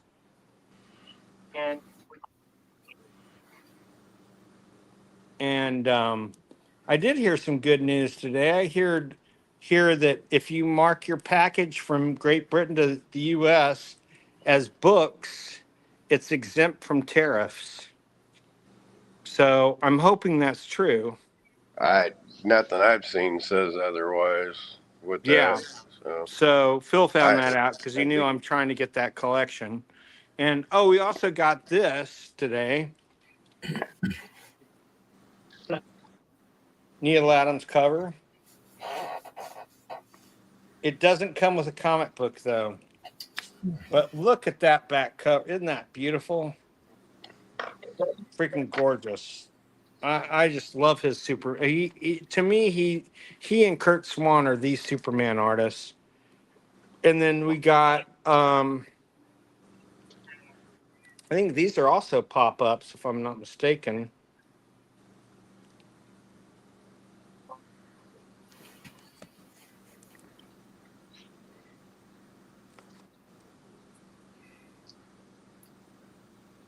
And these are all.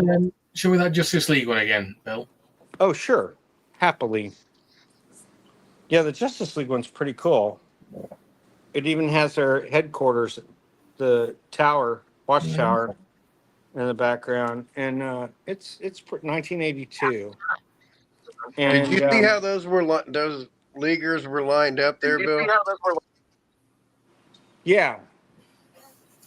They're all along the watchtower. You're stupid. You said I love you, but I hate you. But these are all. I think these may all be. No, that's Dick Giordano. Some of these covers are Giordano and Neil. And this one is, which one is it? This one. Who ran what studio? Continuity. Continuity Associates. Yep. Yep. And sadly, there's even a spot there for the cassette to go, but they don't have the cassettes. So really interesting stuff. Yeah, I think those are their storybooks. Yeah. Well, they're pop-ups, so yeah. Pretty much. And I don't know how they could extend the story so long on a two-sided cassette, but and these are these Fisher-Price? Yeah, they're Fisher-Price. It said Fisher-Price on the back. Yeah, isn't that interesting? I think that's great. So I think we might have the whole set, but I'm not positive. And then have a hardback of this in the collection. Search for Spock. One of the better movies had this. It's a soft cover. And I'd never heard of this. I'm sure Kyle probably has because he's heard of everything I haven't.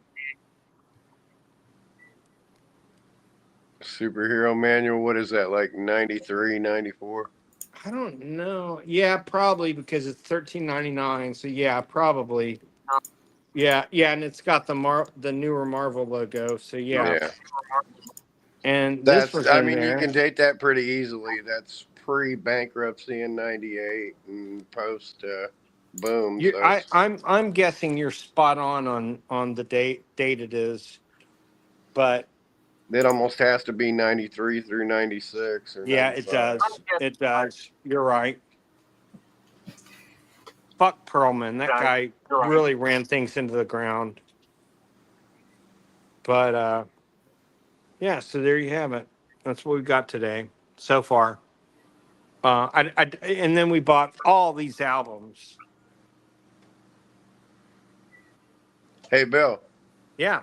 Do you have All Along the Watchtower? The song? Yeah, or the record. It's not on the jukebox, but yeah, I have it probably at home. You know who wrote it? Bob Dylan. Bob Dylan. Yeah. So I was gonna say Jacob, and then I brain farted his real last name. I almost said Kurtzberg, but that's Kirby. What the hell was his last name? Kurtzberg. Kurtzberg. Yeah. Him and Kirby had almost identical names. Oh, I never even knew that. That's amazing. Yeah, I always brain fart that. When I think of one, I remember the other one's original name. I'm curious if there's any relation. Probably not, but you never know. Yeah, my Uncle Jack draws comics, everybody, and they're pretty good. They're called the Fantastic Four. Sorry, Bill. I was just saying what Greyman said there is all correct about the books, etc. That mug that I was trying to send you, I was paying sort of like the higher postage for it to send to America. Oh, that's ridiculous. No. Hold on a second. The thing is, because it is a mug, and it's made maybe in China. Once it gets to your end, they will ask that question: was this made in China? Yep. And if you can't answer it, it was made in China, so you will get charged at least 50% of what it costs to send it. That's ridiculous. I'm only going by that. That happened. The only reason I know this is that when I was in the post office, the post office lady actually asked me about it, and she turned around and she had told her she'd had somebody come in and scream blue murder at her because her daughter, who lives in America, had to pay 50% on top of what she said, even though it was supposed to have been free, because they couldn't say where what she had sent was made. Oh, so it actually happened. So that's what worried me, because the last thing you want to do is send somebody a present and they've got to pay for the bloody thing. Well, no, exactly. Well, no, but we would have been happy to do that. But yeah, we get it, right, Kyle? Hey, Bill, who's company is email with my account on? Yeah. Have you seen my? I sent my account. Like Gray said, you can use my account. Oh, great! That's awesome. Make sure you change the address, though, obviously, because otherwise it'll come to me. Oh, right. No, Kyle, what did you just say? And whose company is over 95% Chinese made? I don't know. Trump's. As I said to you, Trump Tower. There was a documentary a little while ago on YouTube, and they was inspecting to see how much of Trump's stuff he sells was made elsewhere, and like he said, basically 100% of it was made in China. Dumbass! You can't get bigger hypocrite than that, can you? Really? Oh, the rest of the party, dude. Everybody's been going ape shit since Charlie Kirk got killed yesterday. And I've held my tongue all day, but fuck him sideways. Let him rot in hell. Well, here's the thing. I don't want anyone to get murdered. And this let me show you what I bought today from Phil from this collection. I paid $30 for it. I hope I didn't overpay, but I bought the 87 annual. Oh. Hey, Bill. It's not bad. Isn't it? I think 30 was not a bad price. Bill, you want to hear my favorite Charlie Kirk quote? The one about empathy? That's my second favorite. But the one about sometimes people need to get shot. Yeah, my favorite is sometimes people need to get shot to have a Second Amendment. Well, wasn't that ironic? Oh, my God. Well, and here's the thing, is all the right-wing retards are saying so many things about how here are the liberals going off. Well, did any of them say anything when one of their own killed that lady and her husband in Minnesota? No. Well, they all said there was 12 children killed recently as well, wasn't there? In a school thing. A Catholic school last week. Yeah. There was no mention. That wasn't political. That was just a whack. Oh no, but there was no mention of that. I mean, lowering the flag or anything. Was there? No, nothing. Bill, there was a shooting. There was a school shooting in Colorado at the same time Kirk was getting popped. Oh, that's crazy. At the same time. Crazy. But they want my empathy. I have to tell you that video, dude, that was horrific. I mean, it's just like, boom. And someone said, yeah, I wonder if the guy who shot him wasn't a Republican, because they shot him in the perfect place to where he can still have an open casket. So that's kind of interesting. I don't know if that's the case, but who knows? Who knows? That is what a professional hit looks like. The little ketchup packet on the ear that instantly heals. I don't know. I got shot 35 years ago, and I still have the scar from it. Yeah. But he got shot last year, and there's no scar. Oh my God! It's such a miraculous healing.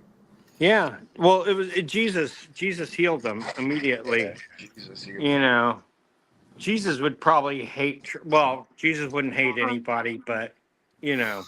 Well, I mean, I know it's not the same thing as a gunshot, but when I was 15, I caught my back on a wire, and it cut open the skin.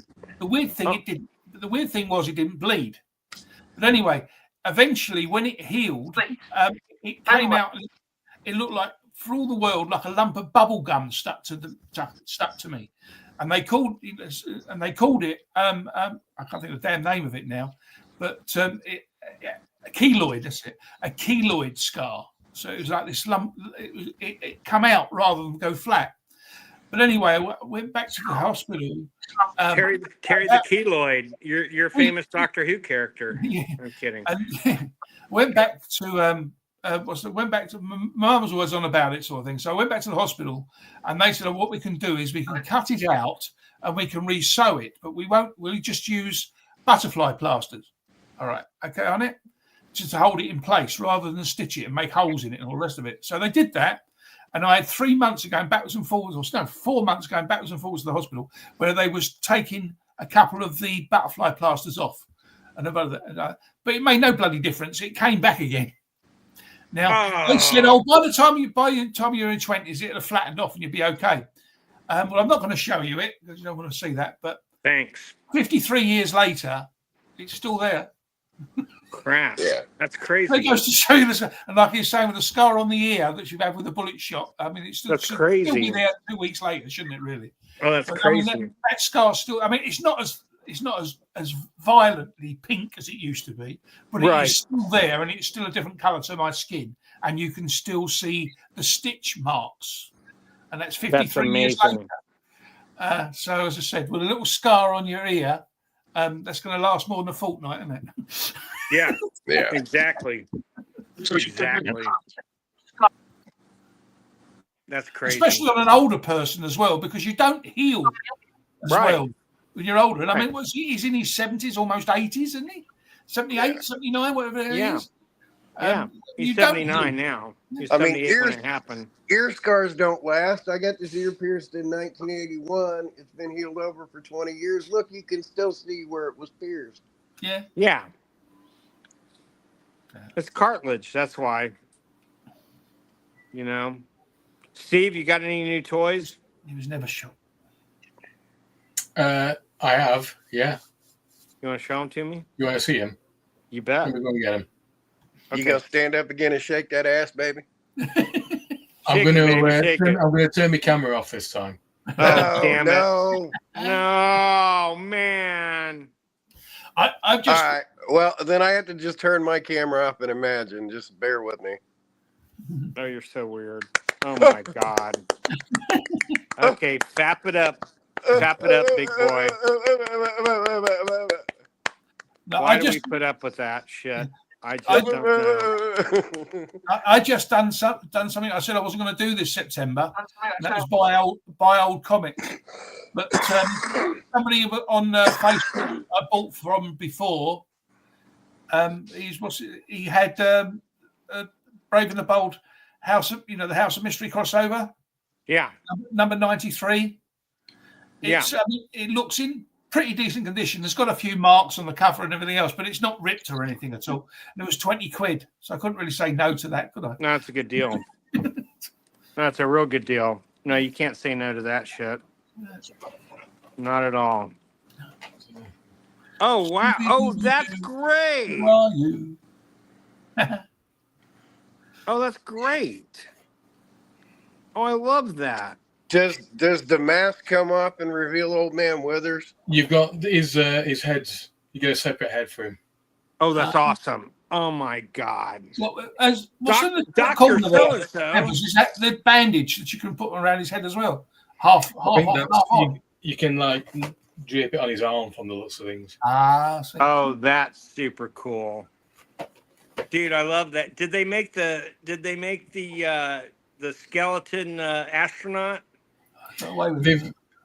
That's the first wave has got him, the Frankenstein one, and Shaggy. And I think the second wave's got the. Is he an astronaut? I thought he was a deep sea diver. Space Kook is what they call it. Yeah. I think he's in the next wave. I'm not that far getting any of the other figures, but the mummy looks quite good, and that's Space Kook. Deep sea diver. I remember an astronaut. You know, there's this guy that cosplays as the Space Kook, and he sampled the laugh. So when he walks up to you, he goes, you know, and it's frightening, dude. It's frightening. Oh, that's wonderful. Oh my God! And that's a figure? Yeah. Oh, that's awesome. You know, that's one of the odder Universal characters. Yeah. But he is considered a Universal monster. I'd love to see him in a movie with all the other regular Universal monsters. But I probably will never get that. We'll probably never get that lucky. But just those two. Damn. Sorry, I didn't see that last one, Tempus. Sorry? Well, I didn't see that last one. What was the last It's the Metaluna mutant from This Island Earth. Oh, great. Isn't that awesome? Yeah. I love that character. I don't think I showed the other. So I think that character was created by the same woman who did Creature from the Black Lagoon, if I'm not mistaken. I had a set of trading cards years ago. Oh, that's another one. Oh, that's awesome. Showed that to you and Kyle. Oh, that's super. Oh, that's great. That one looks even better. Yeah, that's the old Sideshow one. Oh, that's great. Yeah, great packaging. Steve, I got some homework for you. So there's 7 of us regulars currently on here, including Mark and Darren, who aren't with us right now. Assign each one of us a Universal monster as to who fits us best, and just let us know. Okay. I'm pretty sure you'll be able to include yourself too. So, all right. Assign each of us the Universal monster you think fits us. I probably look more like. Who do I look? I look more like Igor or the one that Lugosi played. You're definitely the Bride of Frankenstein, Bill. Yeah. Oh, thank you so much. Yeah. Especially with all my facial hair. I would think Creature of the Black Lagoon, but you know. That's funny. Whatever. That's funny. But in all honesty, look at photos of us and whatever, and on the group thread page, go, okay, this is how I see us. This is us as a Universal monster. Well, I'm the bride. And I can't outlive that. To those Universal monsters. And if you want a little side project, who would you assign each of us as a Hanna-Barbera and/or cartoon figure of the time or whatever? Oh, I'm Shaggy. So I'm Shaggy. That's easy. Well, gee, Scoob. But yeah. Yeah, and rationalize it. He looks like him. Because this is how Bela Lugosi looked here. This is how Boris Karloff looked here. How to win friends and influence people, eh? That's right. Yeah, I don't think it's offended. Yeah, he's winning us over, isn't he? I was going to say that second monster model you saw. I can remember back in the early 70s, I had a trading card set, well, a bubblegum card set, we'd call it, trading cards for the Americans, a bubblegum card set. And it had that kind of picture, it was that kind of thing, that kind of art, the monsters and everything else. I can't think of the name of the bloody thing though. Yeah, that was a reprint of the 1958 top set. I've got them upstairs. I've got one of the British ones up there too. Yeah. Wow. It wasn't Mars Attacks, but it was something similar. Well, it predated Mars Attacks. Yeah. That's what I say. It was something similar. And then the British reprint, which came along later, reprinted them, but they were slightly altered, and they added a few new ones over a decade later. Well, obviously you must have had it, but I remember buying it as well. The American Civil War set. I do remember that set. And in each packet, or not every packet, but in most of the packets, you could get a $1 bill, and a $5 bill, and a $10 bill. But as in, it was in the currency that would have been back in the Confederate money. Yeah, but did you get those? Because they brought those. Because I remember I had about 3 or 4 sets of that. There was a fantastic art on those. That's amazing. Terry, next time I go upstairs, I'll snap some pictures of that set and send you shots of the fronts and backs of them. Yeah.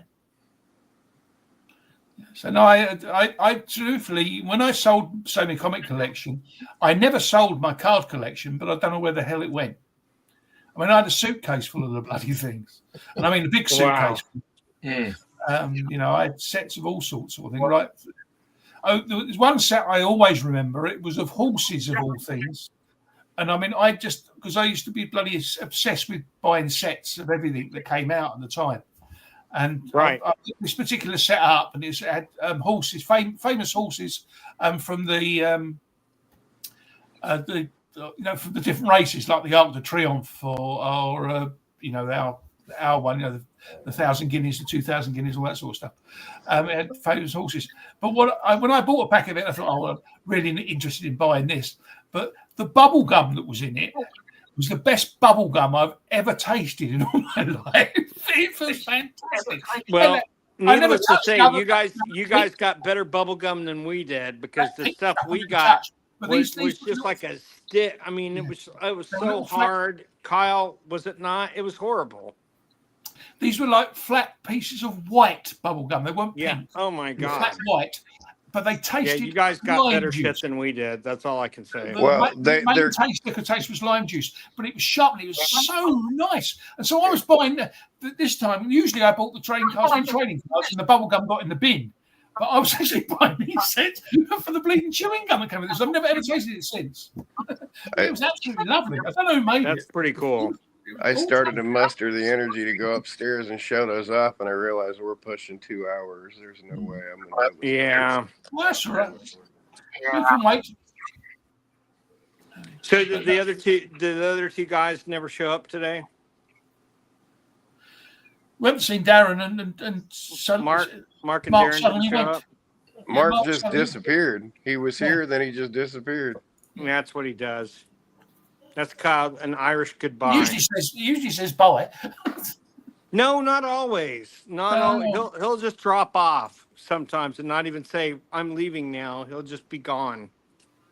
And Gray, you look quite introspective today. You've got to buy him a new computer, Bill. Oh, we are? Okay. And he's a year older. That's why he's introspective. He's a year older. Happy birthday, Gray. We love you, pal. Oh, he can't hear us, can he? A year older and a year sexier. Oh, he can hear us. Oh, gotcha. His beard's a year longer. Let me see if I can find here. I want to find this. Let me see if I can find it now to knock you guys off. So we got. I probably won't be able to find it now that I want to, but Bill, what you just said there means something totally different in this country. What'd I say? Knock you off. Well, no, knock off over here, at least in Texas. At least in Texas, knock off means will make you laugh. This show definitely needs an X certificate. Do you guys remember Arthur Treacher? Was he? Yes. Was he a big deal over there? I don't know. I vaguely remember him. He's the fish and chip king of America. Yes, and they're coming back. They kind of. They must be dead, surely. Never mind coming back. I knew Bill Treacher. He was in EastEnders. Nothing to do with the soap opera. But hold on just a second. Hi guys, how are y'all doing? He was a B movie actor that took his nut and put it into. He was an A movie actor. He was just a minor character. Yes. Yeah. He was in a bunch of the Shirley Temple movies, actually. But yeah, he invested in fish and chip shops over here and made a fortune. Bill, can you move to your left a bit, please? Can you move to your left? Yeah, just move to your left a little bit. Keep the phone. No, your left. Keep going. Your head's in the bloody way now. I wanted to see what was on the wall there next to that Secret Wars. There was a Wonder Woman. What's the cover that's on the cover that's next to the Secret Wars on the right? Okay, hold on. I'm looking. No, to the right. Not the big thing, just a small amount on the wall. By Secret Wars. This way? No, to your the right. Other way. You go right to your Secret Wars. What's Black next to it? Spider-Man suit. No, what's next to Secret Wars? I don't see Secret Wars. It's Spider-Man. Wars up right, up there. They're great big, Bill. The first appearance of the black costume. The black suit. Yeah, for Christ's sake. I don't Look see right, it. Bill. To your Look right, Bill. To my right? Secret Wars. Yeah. Bloody hell. I want No, to that's see not it. Wonder Secret Woman. Wars. That's a woman who It's like being came up and played Crystal the Maze. theremin. Yeah. Phil, put He's down like the he lost ball. the team and fucking the So point. I gave Phil this. It's signed by Mike Zek. I'm expecting Bill to shout, "I'm coming out! I'm coming out! I'm coming out!" You guys are killing me. Well, I thought you meant a comic book. I thought it was a Wonder Woman cover I'd never seen, but no, don't worry. Yeah. But it You can't isn't. do what I've got to do. No, that's a woman with their theremin. But Yeah. yes. And you guys are killing me. So here, I'll go through that. And that's not a real Spider-Man. That's the Golden Records version. Right and left are totally different things in America, obviously. No, it's turned around. No, it's turned around here because of the way the comic. It's gone. So, well, guys, we're over 2 hours. I'm gonna have to run because I have customers now. Left But all I the love way. you guys. See you next week. See ya. Bye, See you guys. later. See ya. Okay. Ta-ta. Yeah, let's put it to Bye. bed so All right, later, guys. I hear half Yep. what you say anyway, and you can't hear See you me. later. So. Stay. Happy birthday, handsome. I'm still pissed at my mom like you best. Bye. A week ya. ago, it's my 56th year now.